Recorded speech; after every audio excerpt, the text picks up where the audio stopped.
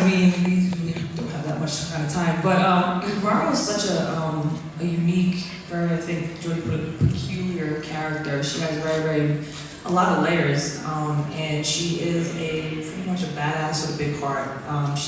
Every time you see her on screen, or in a different situation, or different interaction with the different characters, you just kind of get a glimpse into a deeper part of her world that she's not even fully aware of yet. And I think her true strength comes from her vulnerability when she gives into that. And she's very physically strong, we can see that, but when she gives into that thing that she's been running from this whole time, I think that's her true strength. And the relationship between Navarro and Danvers is even more complicated than one can put in 6 episodes, but there's so you can tell the history there.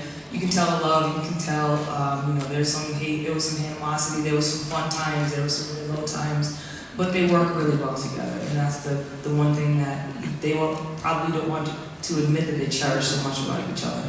And they if one was in a hole, they weren't even speaking to each other, they would save each other, with no hesitation, and you can see that, and I think it just speaks to the vibes of how well they work together. They need each other, and it just, Danvers is a bit of an asshole.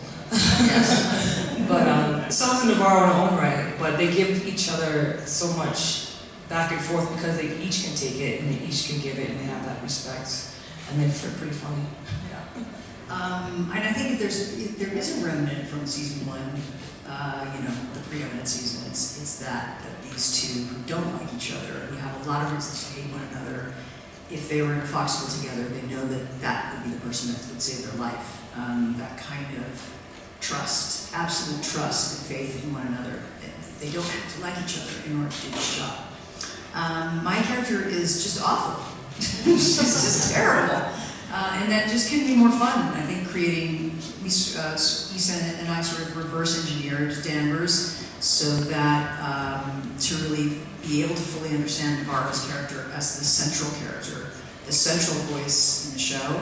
And we kind of worked on Danvers to be the opposite, or to, poke her in all the right places. Danvers doesn't change as much because when you're, over 50, it's hard to change. But she does finally open up to the pain that has been masked with all this bad behavior.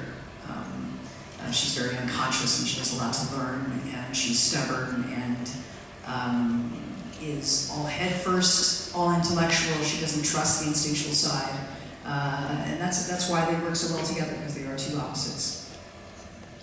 Issa?